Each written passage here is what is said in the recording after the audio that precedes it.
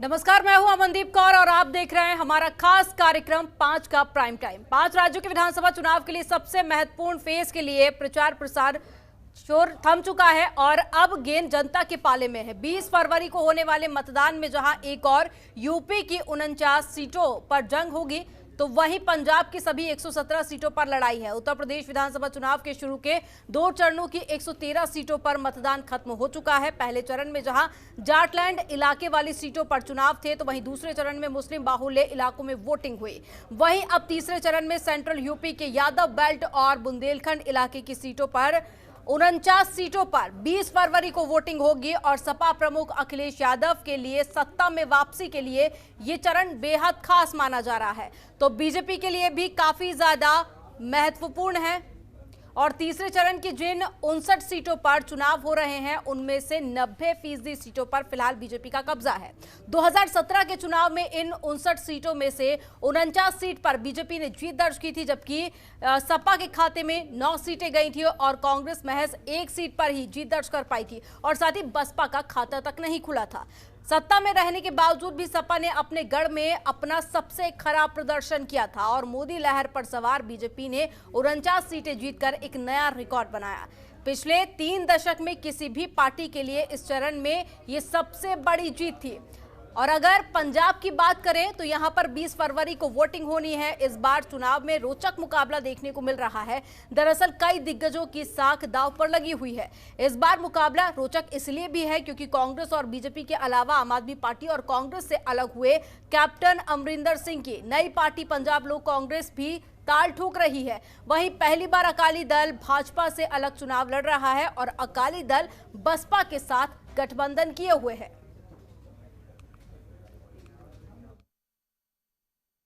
याद कीजिए, इसलिए मैं आपसे कहना चाहता हूं कि जब चुनाव शुरू हुआ है उस समय भारतीय जनता पार्टी के लोग घर घर जाकर के प्रचार कर रहे थे। कह रहे थे हमें डोर टू डोर कैंपेन करेंगे। घर जाकर के प्रचार कर रहे थे, घरों में जा रहे थे और इनके कई नेता थूक लगा करके पर्चा बांट रहे थे।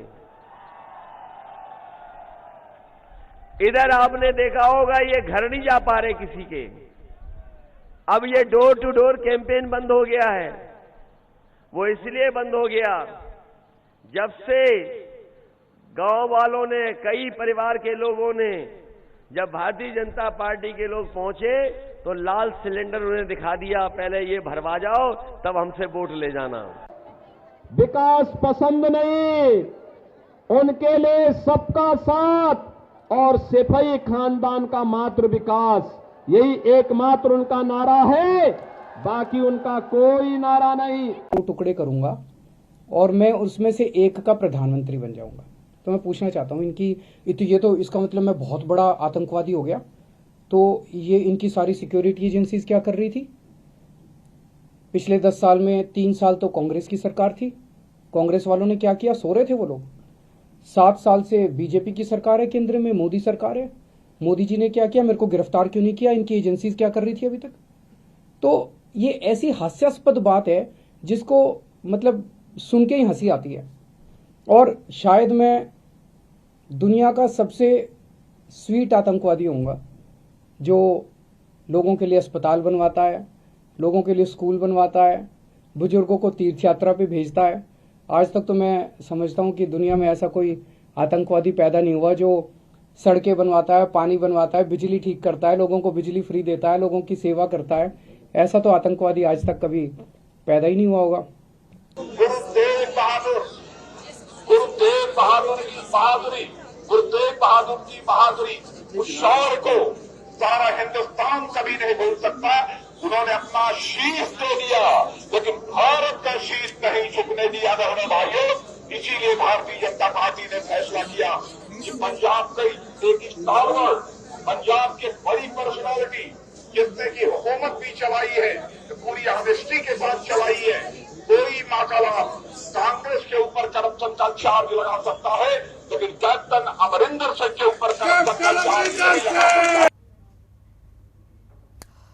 यूपी और पंजाब में 20 फरवरी को इलेक्शन होने हैं और चुनाव प्रचार थम चुका है। आज इसी मुद्दे पर चर्चा करेंगे। कुछ खास मेहमान हमारे साथ में जुड़े हुए हैं। बीजेपी से प्रवक्ता जुड़े हुए हैं ओम प्रकाश सिंह जी, बहुत स्वागत है आपका। और प्रदीप सिंह जुड़े हुए हैं, कांग्रेस से प्रवक्ता है। संजीव चौधरी जी हैं, समाजवादी पार्टी से नेता हैं। और राजेंद्र सिंह जादौन जुड़े हुए हैं, वरिष्ठ पत्रकार हैं। आप सभी का जनतंत्र टीवी के इस खास डिबेट में बहुत स्वागत है। सबसे पहले शुरुआत करूंगी राजेंद्र जी आपके साथ में कि उत्तर प्रदेश में लगातार हम सियासी घमासान तो देख ही रहे थे, लेकिन अब पंजाब भी पीछे नहीं है। यूपी की बात करें, पहले मैं पंजाब का सियासी समीकरण आपसे समझना चाहूंगी, क्योंकि 2017 के मुकाबले 2022 का जो पंजाब में इलेक्शन होने जा रहा है वो बेहद अलग है।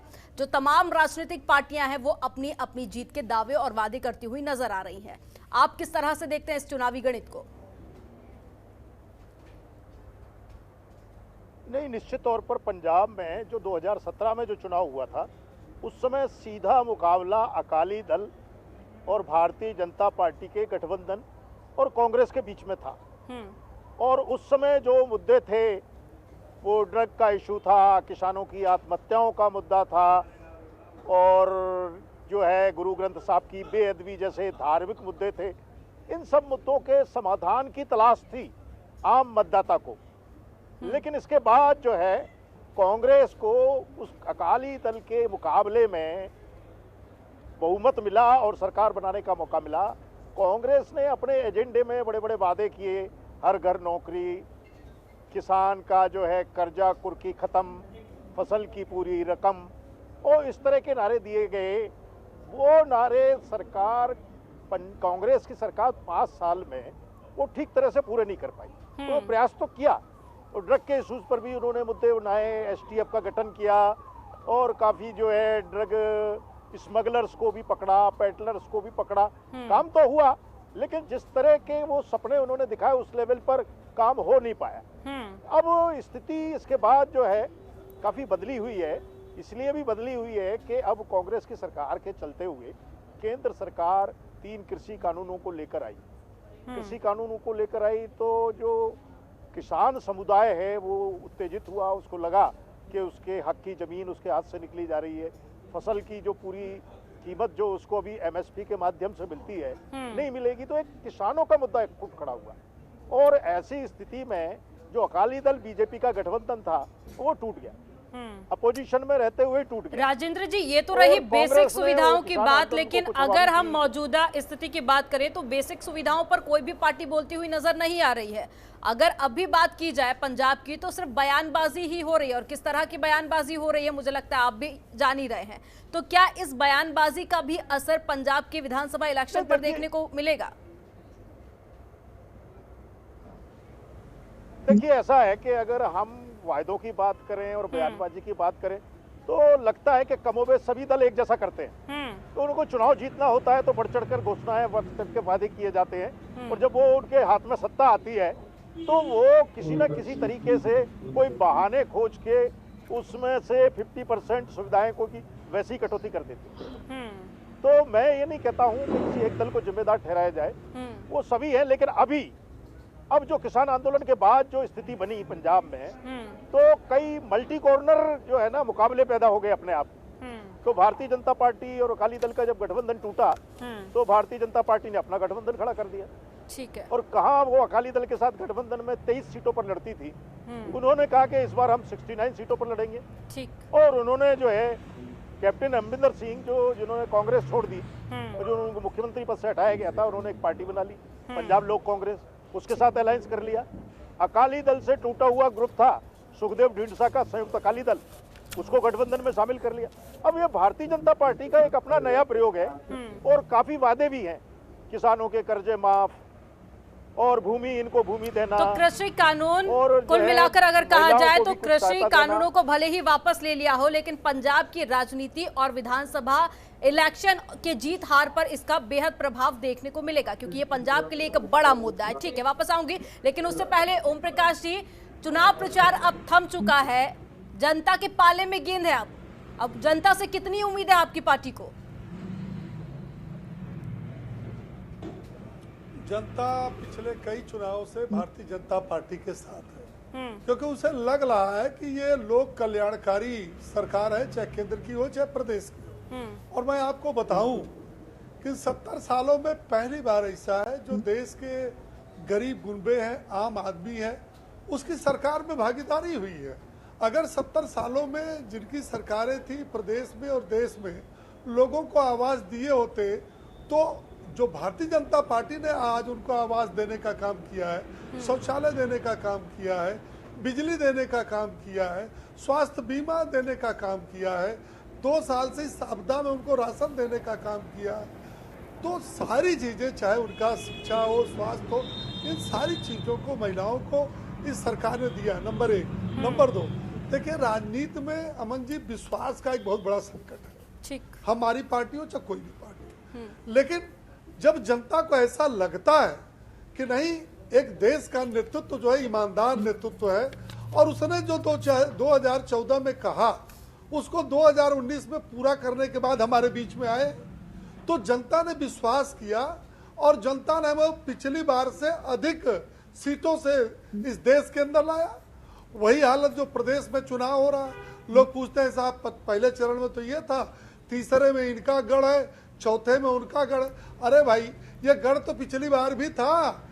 ये समाजवादी पार्टी जो पश्चिम में जयंत चौधरी के साथ बल्ले बल्ले का नारा लगा रही है, वो इसके पहले भी तो लोकसभा में बहन मायावती के साथ चुनाव लड़ चुके हैं।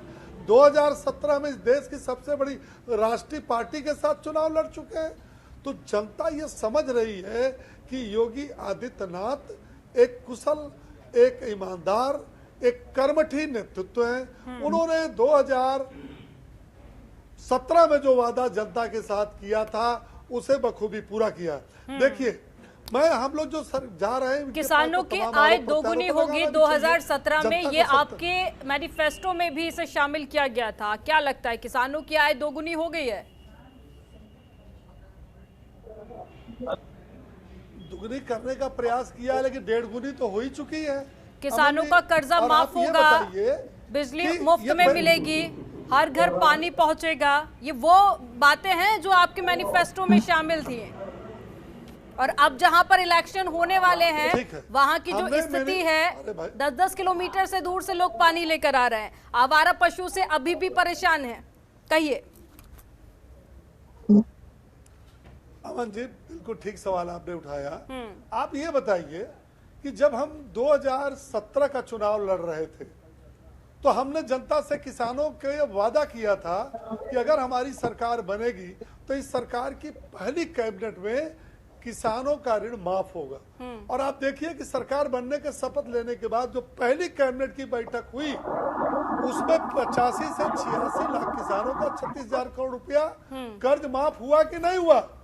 और सुनिए, 2017 के पहले में 2012 में भी एक सरकार आई थी, उसने बड़े बड़े वादे किए थे, लेकिन जब उसकी पहली कैबिनेट की बैठक हुई तो उसने क्या किया, उसने आतंकवादियों का मुकदमा ये बताते हुए कि निर्दोष है, हाई कोर्ट में इन्होंने अपील किया, ये निर्दोष, इन्हें छोड़ दिया जाए। हाई कोर्ट ने कहा कि आप कौन होते हैं, ये हमारा मामला है, ये हमारे कोर्ट का चीज है। और आज देखिए आप, लेकिन ओम प्रकाश जी, आप किसानों का ऋण माफ करने की बात कर रहे हैं, लेकिन पंजाब से लेकर उत्तर प्रदेश में किसान खासा नाराज चल रहे हैं। इसका देखिए असर विधानसभा का जब इलेक्शन का रिजल्ट आएगा उसमें भी देखने को मिलेगा। कई सारे एक्सपर्ट्स ये दावा कर रहे हैं, हालांकि किसी बात की पुष्टि मैं नहीं करूंगी क्योंकि रिजल्ट आने के बाद ही स्थिति साफ हो पाएगी। पंजाब को लेकर भी सवाल उठ रहे हैं, उसको लेकर मैं आगे आपसे जवाब लूंगी, लेकिन उससे पहले प्रदीप जी आपका रुख करूंगी कि कांग्रेस विकास के मुद्दों को लेकर उत्तर प्रदेश में इलेक्शन लड़ रही है, लेकिन जैसा कि आपने बीजेपी के प्रवक्ता को सुना, उनका कहना है कि वो सारे विकास कार्य तो बीजेपी कर चुकी है। तो अगर उत्तर प्रदेश में विकास हो ही चुका है तो फिर कांग्रेस पर क्यों ही भरोसा जताएगी जनता? विकास दुबे का विकास जरूर हुआ था, क्योंकि वो अपराधी था, उसका विकास होना भी चाहिए था। उसी के साथ साथ उसके खुशी अमर दुबे की पत्नी, नाबालिग पत्नी खुशी दुबे का भी विकास इन्होंने किया। इंद्रमणि त्रिपाठी जैसे कृषक कारोबारी की हत्या कौन कराता है? पाटीदार इनका IPS कराता है, जो आज तक फरार चल रहा है। ये वही इलाका है जहां पर दलित नौजवान घोड़ी पे चढ़कर अपनी शादी करने के लिए जाता है और उनके भारतीय जनता पार्टी गुंडों द्वारा न सिर्फ उसे मारा जाता है बल्कि उसका घर जला दिया जाता है। और पूरे प्रदेश के नेता जब वहां पहुंचते हैं तो भारतीय जनता पार्टी की अहंकारी पुलिस द्वारा उन पर लाठियां चलाई जाती है। ये वही इलाका है जहां सबसे ज्यादा आलू उत्पादन होता है और ये वही आलू उत्पादक है जिन्होंने विधानसभा के सामने आलू फेंकने पर मजबूर हुए थे और इन्होंने उन्हें आतंकवादी और देशद्रोही बताया था। ये वही इलाका है जहां पर चुनाव होने जा रहा है। ये किसान जब दिल्ली से निकलकर यूपी की तरफ कूच करना चाह रहे थे, वो जब यूपी आने की बात कर रहे थे, योगी आदित्यनाथ ने कहा था महोदय ये लखनऊ है, दिल्ली नहीं, हैसियत बता दी जाएगी। ये वही इलाका है जहां हाथरस की बेटी के साथ अन्याय हुआ तो भारतीय जनता पार्टी अपराधियों को संरक्षित करती नजर आई थी। ये वही इलाका है जहां अमन त्रिपाठी की हत्या हो गई और भारतीय जनता पार्टी उनके साथ नजर आई थी। ये वही इलाका है जहां पर लगातार अपराध होते रहे और भारतीय जनता पार्टी का अपराधियों के साथ खड़ी नजर आई। अब जिन मुद्दों पर भारतीय जनता पार्टी बात करती है, आप बताइए, आपने 70 लाख नौकरियां देने का वादा किया था, 4.5 लाख नौकरियां की घोषणा, पहले आपने 6 लाख बताई, 6.5 लाख बताई, फिर 4.5 लाख बताई और 4.5 लाख में भी जब आरटीआई डाली गई, उन नौजवानों ने आरटीआई डाली तो आप जवाब नहीं दे पाए कि नौकरियां कहाँ दी गई और किस विभाग में दी गई।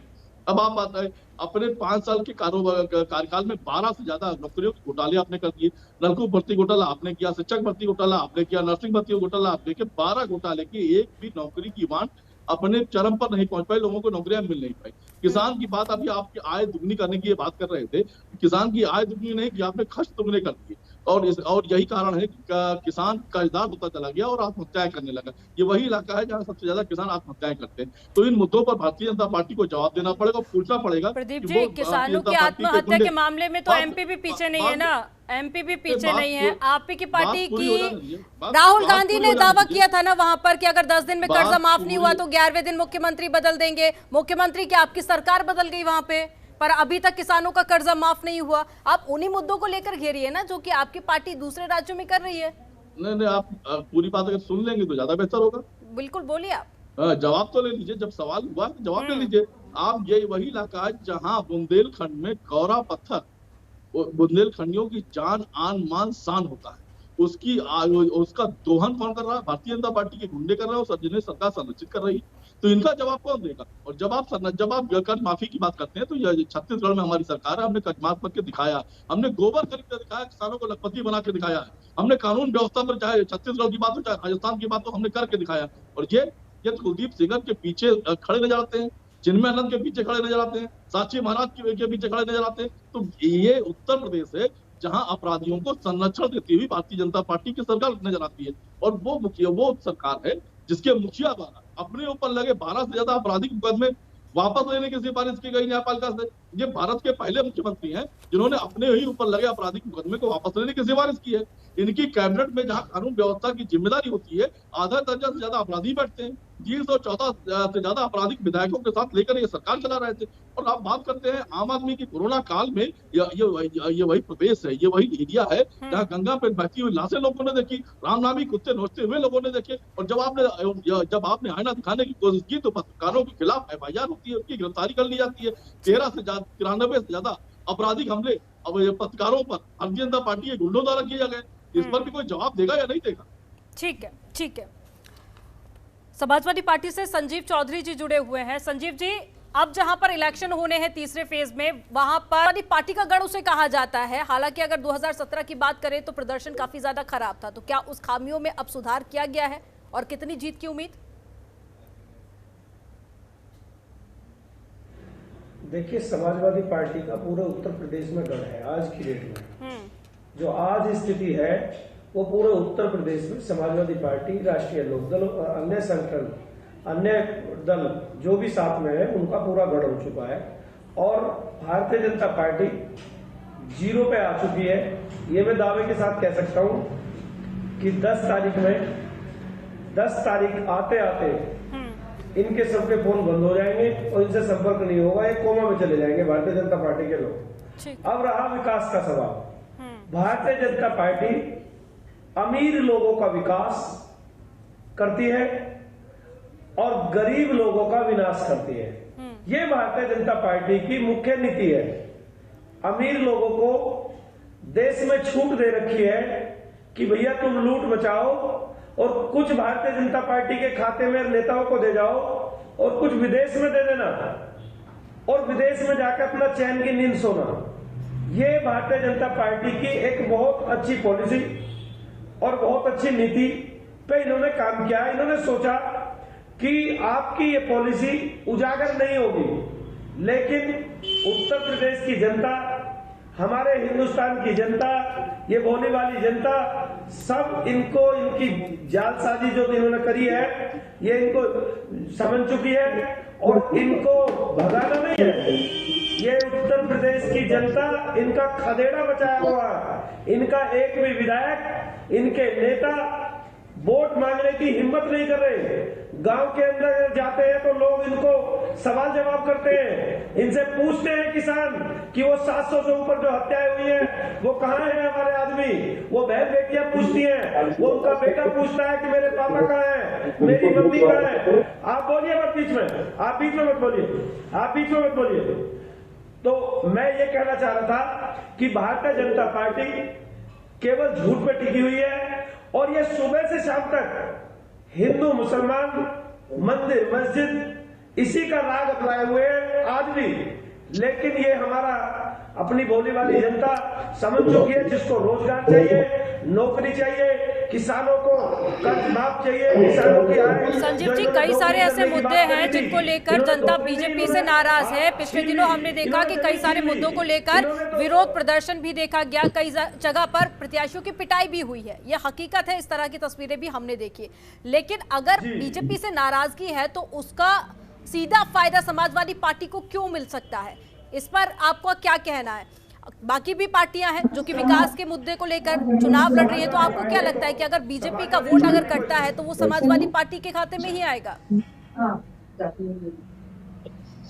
देखिए, समाजवादी पार्टी पिछले 5 साल से जनता की आवाज निर्देश और देश को उठा रही है और एक एक कार्यकर्ता हमारे राष्ट्रीय अध्यक्ष ने अखिलेश यादव जी के निर्देश अनुसार पूरी जनता की सेवा में था। जब ये कोरोना काल में ये लोग अपने घरों में, इनके विधायक और एमपी घरों में एसीओ में लेटे हुए थे, तब हम लोग सड़कों पे थे और वो लोग भूले नहीं है जब लाशों के ढेर गंगा में तैर रहे थे।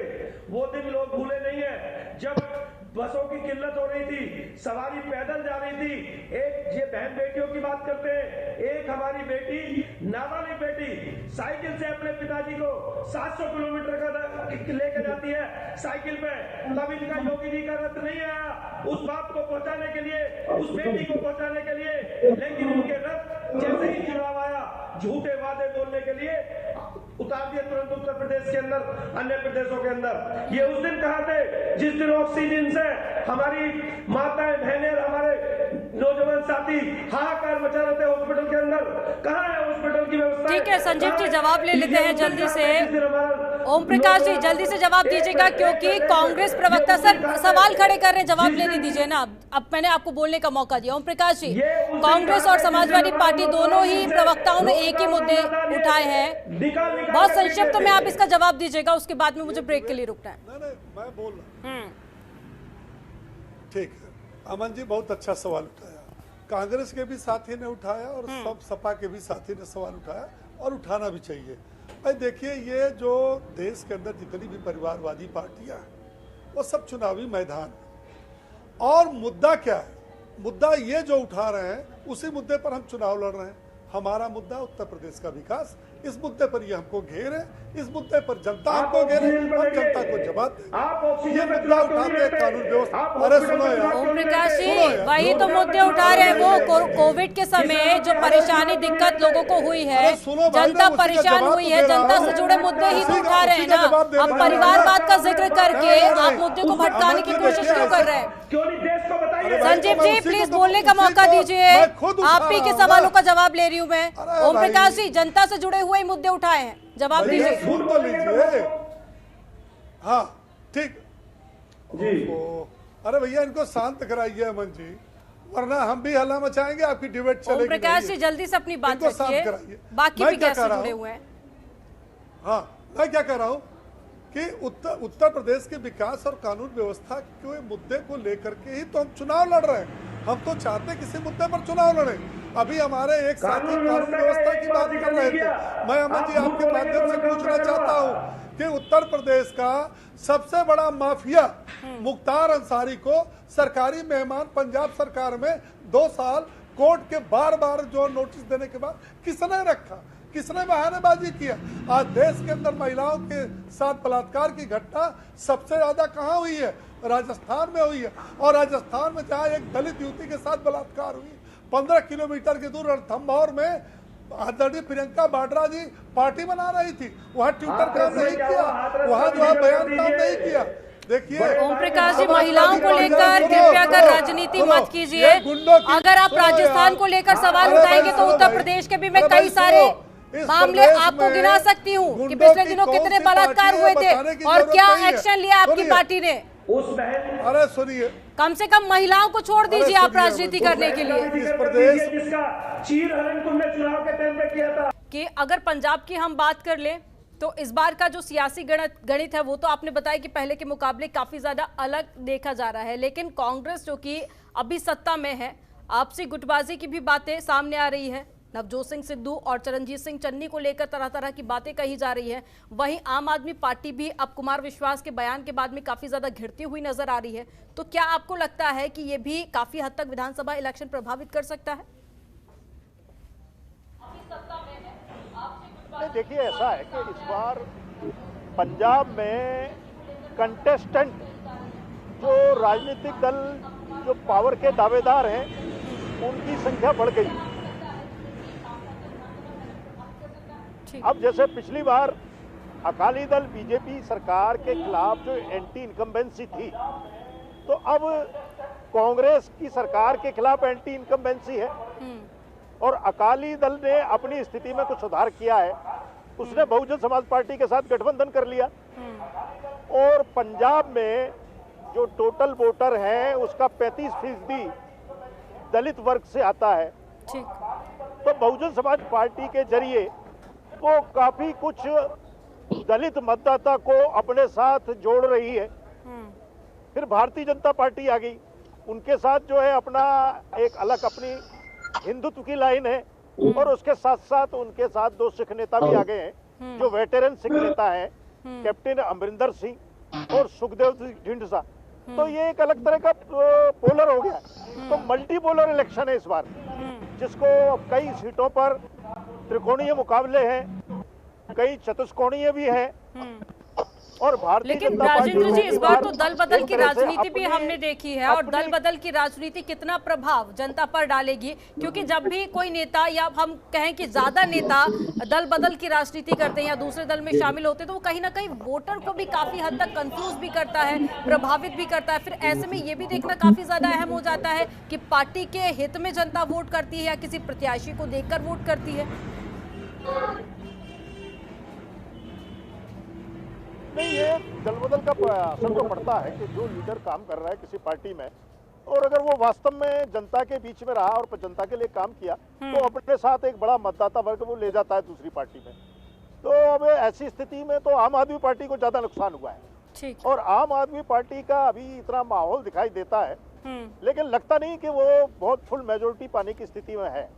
कारण क्या है कि यहाँ पंजाब जो है 3 हिस्सों में बटा हुआ है।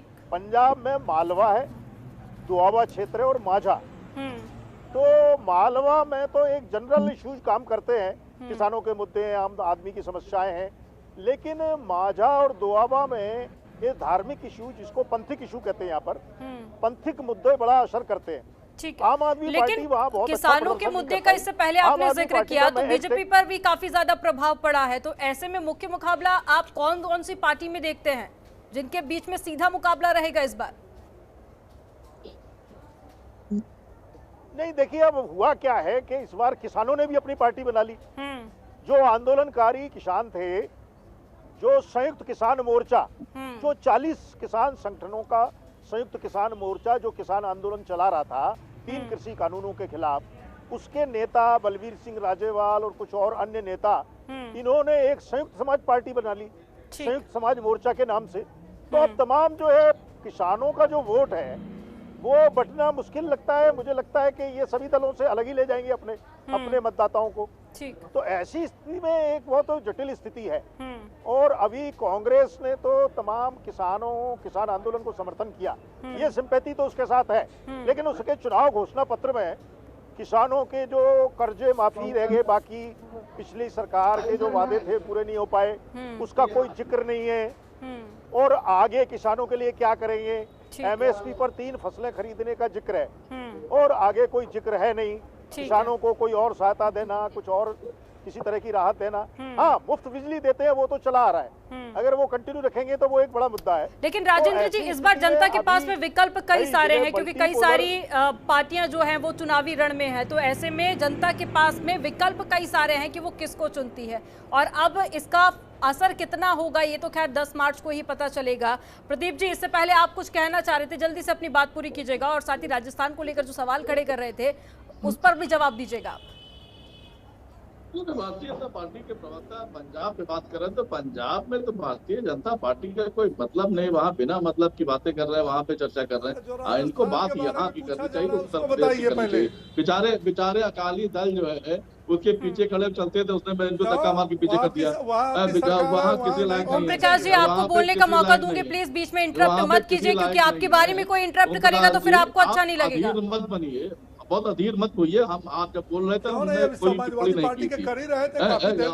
और एक तो मैंने उनको भी चुप कराया था ना। पार्टी के प्रवक्ता, भारतीय जनता पार्टी के प्रवक्ता किसी गुंडे का जिक्र कर रहे थे कि पंजाब की सरकार, यहाँ की सरकार, ये इनकी सरकार में जो पिछले 15 वर्षों से गुंडा बंद था, इनकी सरकार आते ही उस गुंडे की जमानत हो गई, उसका रिलीज वारंट चला गया जेल में।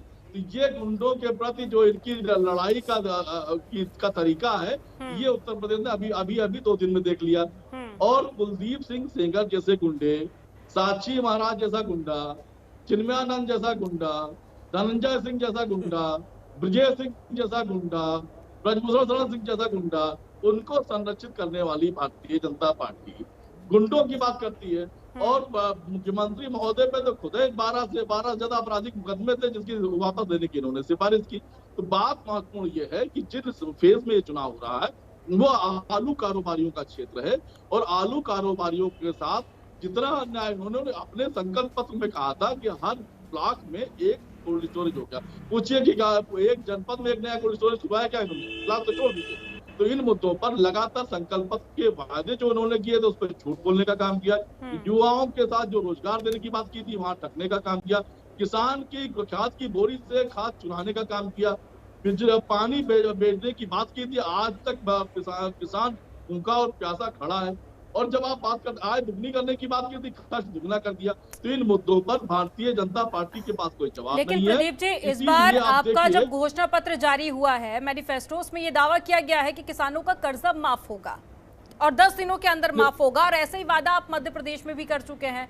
वहां पर कर्जा माफ नहीं हुआ था, उसके बाद में फिर सत्ता में भी परिवर्तन हुआ। तो क्या आपको लगता है कि ऐसे में जनता भरोसा जताएगी? नहीं, आप जानकारी कर लीजिए। हमने मध्य प्रदेश में भी कर्ज माफ किया था, हमने छत्तीसगढ़ में भी कर्ज माफ किया और हमने राजस्थान में भी किया। प्रदीप जी, उस वक्त के मुख्यमंत्री कमलनाथ ने इस बात का खुद जिक्र किया है कि सभी किसानों का कर्जा माफ नहीं हुआ है। आप एक बार जाके उनका स्टेटमेंट चेक कीजिए। आप मुझे गलत ठहरा रहे हैं, आप पहले एक बार उनका बयान देखिए। आप भी की पार्टी के मुख्यमंत्री ये दावा कर रहे हैं कि पूरे किसानों का कर्जा माफ नहीं हुआ है। इन्होंने कर्ज माफ नहीं किया। हमने कर्ज माफ करने का आदेश पारित कर दिया था। आप जानकारी कर लीजिए, चेक कर लीजिए।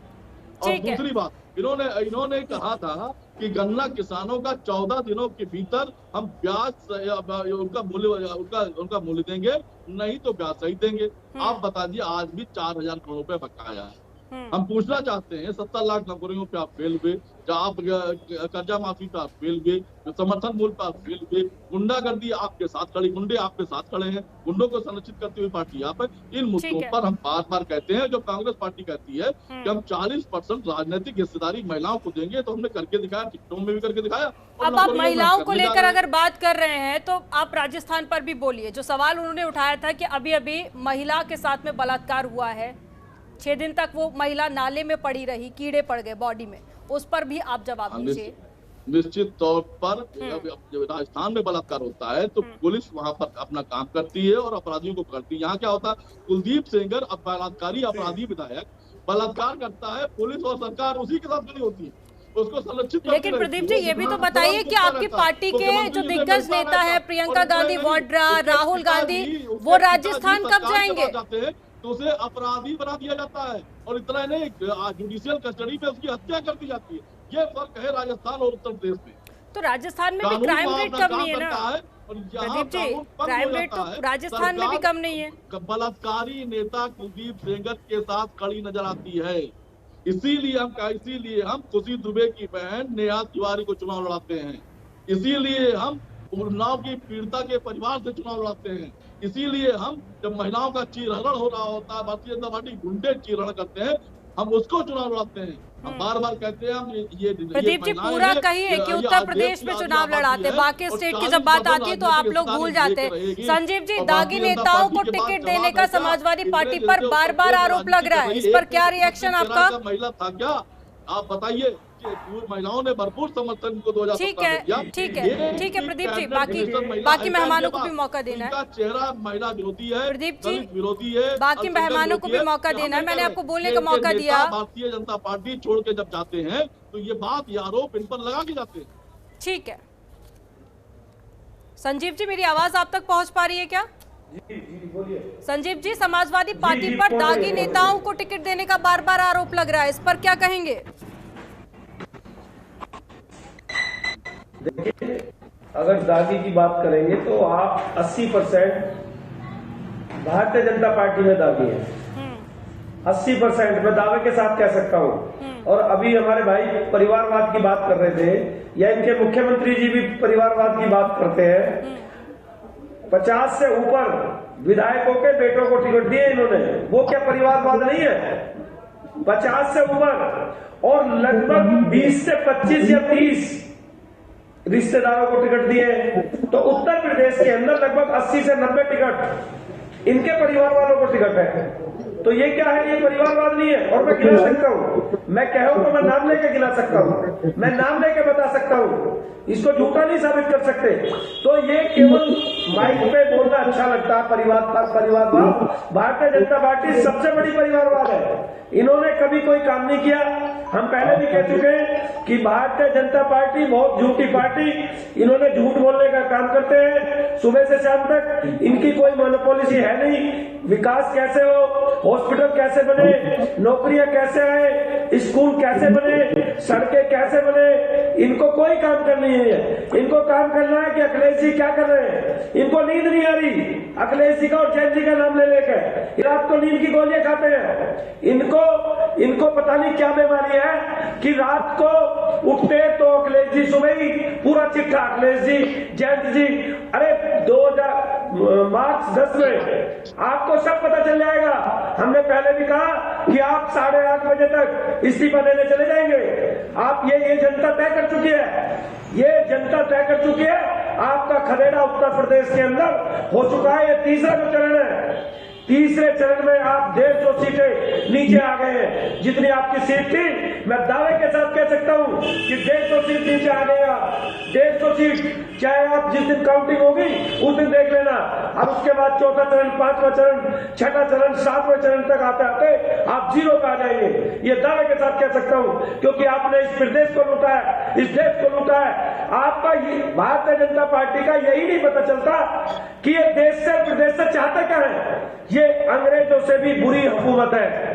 जो अंग्रेजी शासन में होता था उससे भी बुरी हुकूमत भारतीय जनता पार्टी की है। ये मारती भी है और ये रोने नहीं देती है। ये मारती भी है, रोने नहीं देती है। इन्होंने अत्याचार बहुत किया, इसलिए हमारा किसान, नौजवान और एक हमारी माताएं और बहनें, बंजर महिला समाजवादी पार्टी और गठबंधन के लोगों को जिता करके उत्तर प्रदेश में पूर्ण बहुमत की सरकार बनाने जा रहे हैं। मैं दावे के साथ कह सकता हूं।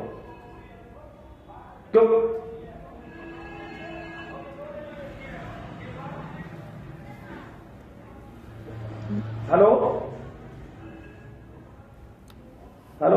ठीक है, कई सारे आरोप तो आपने लगा दिए संजीव जी। ओम प्रकाश जी से जवाब भी ले लेते। मेरी आवाज आप तक पहुंच पा रही है संजीव जी? जी ठीक है, कई सारे आरोप आपने लगाए, चलिए नहीं, जवाब बीच में जवाब मेरी कट गई थी क्या?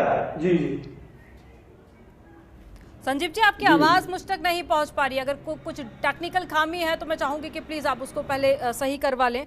ठीक है, कई सारे मुद्दे आपने उठाए, जितना मैं सुन पाई हूं किसानों का भी आप जिक्र कर रहे थे। ओम प्रकाश जी जल्दी से जवाब दीजिए। देखिए, पंजाब को लेकर भी अब ये किसानों की नाराजगी अभी भी बरकरार है। हालांकि कृषि कानून वापसी हो चुका है, उसके बावजूद भी कई सारे ऐसे किसान हैं जो कि अभी भी भारतीय जनता पार्टी से खुश नहीं है। अमन जी, मैंने सबकी बातें बहुत ध्यानपूर्वक सुना और हमारा कर्तव्य बनता है कि मैं उसका जवाब दूं। ठीक है, लेकिन आपसे निवेदन है कि जैसे मैंने धैर्यपूर्वक आपने समय दिया वैसे मुझे भी दें। ठीक। मैं हमारे एक साथी जो कांग्रेस के कह रहे थे, भाई आप ये बताइए कि इस देश में 70 साल में केंद्र में 60 साल तो आपकी सरकार थी। आज क्या स्थिति है कि आपकी पार्टी विपक्षी दल की भी संख्या की हैसियत नहीं रखती है। आपने प्लीज एक एक कर अपनी बात रखिए। प्रदीप जी, प्रदीप जी आपको बोलने का मौका दूंगी ना। प्रदीप जी आपको बोलने का मौका दूंगी, बात पूरी हो जाने दीजिए। रोकिए, ये 70 साल देख रहे थे। ना इनको रोकिए, बहुत उतावले हैं, इनको रोकिए। संजीव जी आगे मौका दूंगी आपको बोलने का, जवाब लूंगी आपसे, लेकिन बात तो पूरी हो जाने दीजिए। ठीक है, ओम प्रकाश जी बोलिए। पर जवाब नहीं, इनको केवल इतना बताइए कि 70 साल क्यों कहते हैं, इनसे पूछे। प्रदीप जी मैं जवाब ले लूं, उसके बाद में मैं आपका सवाल भी पूछूंगी, लेकिन ऐसे बीच बीच में आप एक दूसरे को इंटरप्ट करेंगे तो बात किसी की भी पूरी नहीं हो पाएगी। मेरी रिक्वेस्ट है कि एक एक कर बोलिए। ओम प्रकाश जी जल्दी से अपनी बात पूरी कीजिए। आप केवल चाहते हैं कि भारतीय जनता पार्टी के अमन जी, मैं ये कह रहा था कि केंद्र की हालत तो आपने देख लिया इनके नेता की। ये जो इनका जो परिवारवादी कांग्रेस पार्टी है, 70 साल में 60 साल थी, आज वो विपक्षी संख्या बल भी इनके पास नहीं है। प्रदीप जी मैं रिक्वेस्ट कर रही हूँ, प्लीज बात पूरी हो जाने दीजिए। उत्तर प्रदेश में सुनिए, अब देखिए मैंने बहुत ध्यान से सुना है, आप सुनिए। जमानत हो गई उसकी, जवाब सुनो यार। प्रदीप जी आगे जवाब ले लीजिएगा। सवाल बड़े भाई है, मुख्तार अंसारी पे जवाब दे दीजिए। ठीक है, पहले मुख्तार अंसारी पर जवाब दे दीजिएगा, उसके बाद में आप अपनी बात पूरी कीजिएगा। जी क्या है मुख्तार अंसारी पर सुनना चाहते हैं? जल्दी से सवाल कीजिए। जमानत हो गई, जमानत क्या सुनना चाहते हैं? मुख्तार अंसारी की जमानत हो गई। वो तो कोर्ट का मामला है, वो तो कोर्ट का मामला है, कैसी नासमझी बातें कर रहे हैं आप। पैरवी के कारण हो गई, आपकी लच्चर पैरवी के कारण हो गई। जिस अपराधी को 15 साल तक डिस्टर्ब करना है तो फिर उनसे पूछ लीजिए, सवाल भी ले लीजिए, जवाब भी ले लीजिए। अगर आपको डिबेट ऐसे ही चलाना है तो मुझे नहीं बोलना। ठीक है ओम प्रकाश जी जल्दी से अपनी बात पूरी कीजिए। नहीं पूरी कीजिए, पूरी आप बड़े भाई। नहीं क्यों आप जल्दी से कह रही हैं? दूसरे लोगों से तो आप पूरी बात सुनती है, और जब मैं बोलने शुरू करता हूं तो आप कहती है एक तो बीच में डिस्टर्ब करते हैं, दूसरे आप कहते हैं जल्दी से। ओम प्रकाश जी देखिए मेरे पास में सीमित समय है, मुझे सबका जवाब लेना है और मैं आपको बार बार मौका दे रही हूँ। विपक्षी पार्टियों का गुस्सा मीडिया पर क्यों उतार रहे हैं? बार बार नहीं दे रहे हैं आप। विपक्षी पार्टियों का गुस्सा मीडिया पर क्यों उतार रहे हैं? ओम प्रकाश जी आपको बार बार मंच दे रही हूँ ना, आपको मंच दिया मैंने बोलने का। भैया बड़े भाई, यही मंच है, ये जनता का मंच है। बिल्कुल जनता का मंच है, आप अपनी बात पूरी कीजिए ना। बोलिए आप अपनी बात पूरी करें, बीच बीच में तो आप स्वयं डिस्टर्ब कर रही हैं। मैं बात कर रहा हूँ, बीच में आप मुख्तार लेके चली आई, जवाब दीजिए मुख्तार का। आप क्यों नहीं जवाब? विपक्षी पार्टी अगर सवाल उठा रही है तो उसका जवाब नहीं दीजिएगा आप। अरे 15 साल तक जो आदमी जेल में रहा। प्रदीप जी अब मैं आपसे लास्ट टाइम रिक्वेस्ट कर रही हूँ कि प्लीज आप जवाब ले दीजिए। प्रदीप जी को जो है माननीय बनाने का काम किसने किया? अरे भैया 15 साल से अपराधी को जमानत दिलाती, इस पर जवाब नहीं देंगे आप। ये वो लोग बोल रहे हैं जिनका नेता खुद चुनाव हार गया, और इनकी नेता कहती है लड़कियों लड़ सकती हो, इनकी नेता की हैसियत हो, दम हो तो उत्तर प्रदेश में लड़कियों के क्यों नहीं चुनाव लड़ ली? ट्विटर से चुनाव लड़ेंगे। ये बताइए, अब वोटों बताइए, साहब से चुनाव भाषा केवल जीतेंगे। 7 योगी सीट जी मिली की है, पार्टी के नेता बोल 1% सकते भी हैं। सीट वो नहीं तो मिली है। आप शर्म किसानों आनी के चाहिए। औकात बताते हैं, 6 महीने उन्हें तक देशद्रोही बताते 2019 के हैं, चुनाव के बाद आतंकवादी बताते हैं, कांग्रेस पार्टी का पत्रकारों कोई को प्रवक्ता उनके औकात चैनल बताते पर हैं। दिखाई नहीं पड़ा। और आप महिला नेताओं के लिए इस तरह की भाषा आप बोलते, आप मेरे व्यक्तिगत बड़े भाई हैं, ये भाषा केवल योगी जी पे छोड़ दीजिए। ये अधिकार महिलाओं के खिलाफ बोलने का उन्हीं के पास। प्रदीप जी, मुद्दे को घुमाने की कोशिश मत कीजिए, और मैं ये लास्ट बार आपसे नहीं, रिक्वेस्ट कर रही हूँ कि बताइए, बीच में प्रियंका इंटरप्ट गांधी मत के लिए कीजिएगा किस आप, तरह की बात वरना बोल मैं रही है? मजबूरन आपकी आवाज को डाउन करवाना पड़ेगा। ओम प्रकाश जी, जल्दी से अपनी बात पूरी कीजिए।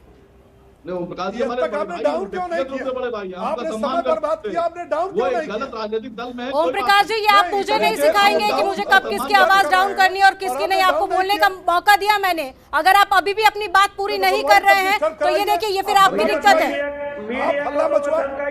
ओम प्रकाश जी, मैं बार बार आपको बोलने का मौका दे रही हूँ, प्लीज आप अपनी बात पूरी कीजिए। आप मुद्दों को खुद भटकाने की कोशिश कर रहे हैं, आप उनको चुप करिए, या फिर मैंने ओम प्रकाश जी, आप ही बोल रहे हैं, कोई बीच में इंटरप्ट नहीं कर रहा है। प्लीज अपनी बात पूरी कीजिए। नहीं, मीडिया को तो मत धमकाइए। मैं ये कह रहा हूँ, जब उत्तर प्रदेश का चुनाव जो है विकास के मुद्दे पर, कानून के मुद्दे पर हो रहा है, तो मुझे बोलने दीजिए ना विकास और कानून के मुद्दे पर। हो रहा है। एक लाइन बोलता हूँ, बीच में डिस्टर्ब करते हैं, बीच में आप भी डिस्टर्ब करती हैं। मेरा यह कहना है कि आईना समाजवादी पार्टी को दिखाना हो तो अहमदाबाद ब्लास्ट कांड में जिन 38 लोगों को फांसी की सजा हुई है, उसमें से एक आजमगढ़ के युवक की हुई है, और उसका पिता समाजवादी पार्टी का आजमगढ़ में नेता है। ये है समाजवादी पार्टी का चरित्र, ये है समाजवादी पार्टी का चरित्र कि 5 साल में 700 दंगे हुए। ये पार्टी का चरित्र है कि कराना का पलायन हुआ, मुजफ्फरनगर का दंगा हुआ। इनकी टोपी खून से रंगी हुई है। राम मंदिर की बात करते हैं, Ayodhya bomb blast, Kashi Baba Vishwanath bomb blast, Lucknow bomb blast के आरोपियों को छोड़ते हैं। आप जो है माफिया जो है मुख्तार अंसारी, अतीक अहमद, फूलन देवी, विजय मिश्रा, इन सारे अपराधियों को माननीय बनाने का काम किसने किया? और सुनिए, आज गाजीपुर में मोहम्मदाबाद सीट से मुख्तार अंसारी के परिवार को टिकट देने का काम समाजवादी पार्टी ने किया। इनकी सूची में गुंडे उत्तर प्रदेश में 3 जगह है, या तो प्रदेश के बाहर है, या तो जेल है, या समाजवादी पार्टी की सूची खंगाल लीजिए। इनकी सूची में गुंडे, ये बंदूक वाली पार्टी है, ये गुंडों वाली माफिया वाली पार्टी है। आप जनता के बीच में जाइए, जनता को जवाब दीजिए, और जनता तुलना करेगी कि 12 से 17 की सरकार कैसी थी और 17 से 22 की सरकार कितनी थी। शर्म आनी चाहिए। पूरे प्रदेश में देश की आजादी के 70 साल 12 मेडिकल कॉलेज थे, आज 33 मेडिकल कॉलेज है।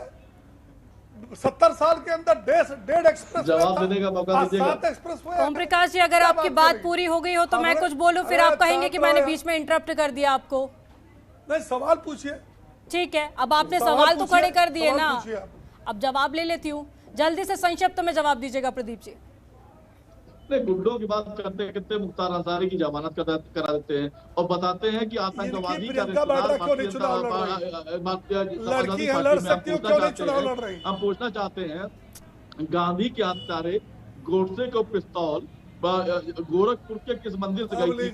क्या अगर उस मंदिर से पिस्तौल गई हो, अरे तो आपकी भी नेता इटली की है, विदेश की है। योगी जी को हम आपकी नेता सोनिया गांधी विदेशी है, वो देश की नहीं है, वो देश की नहीं है, इटली की है। को छलनी कर दिया। ओम प्रकाश जी, अभी प्रदीप जी आपको बीच में इंटरप्ट कर रहे थे तो आपको बुरा लग रहा था, लेकिन अगर कोई दूसरा मेहमान बोलेगा तो आप जरूर बीच में इंटरप्ट करेंगे। और प्लीज, प्रियंका गांधी वाड्रा बाहर की है या नहीं है, यहाँ पे आपको सर्टिफिकेट देने के लिए इन्वाइट नहीं किया गया है। आपको पार्टी का पक्ष रखने के लिए इन्वाइट किया गया, आप पार्टी का पक्ष रखिए। और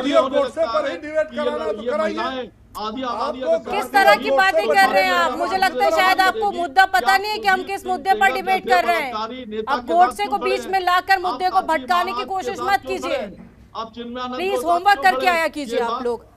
मेरे पास वक्त की कमी है। आप सभी मेहमानों का हमारे साथ में जुड़ने के लिए और चर्चा में शामिल होने के लिए बहुत शुक्रिया। तो अब बेहद कम समय बाकी है, जिसके बाद में तीसरे फेज का उत्तर प्रदेश में इलेक्शन होगा, तो वहीं पहले चरण का पंजाब में भी इलेक्शन होने जा रहा है। अब ऐसे में देखना बेहद दिलचस्प होगा कि तमाम राजनीतिक पार्टियां अपने अपने हिसाब से मुद्दों को भुनाने की कोशिश तो कर रही हैं, लेकिन वो कौन से मुद्दे होंगे जो कि जनता पर असरदार साबित होंगे। फिलहाल इस डिबेट में इतना ही। आप देखते रहिए जनतंत्र टीवी। खबरों के निष्पक्ष विश्लेषण के लिए सब्सक्राइब करें जनतंत्र TV and press the bell icon. Never miss any update.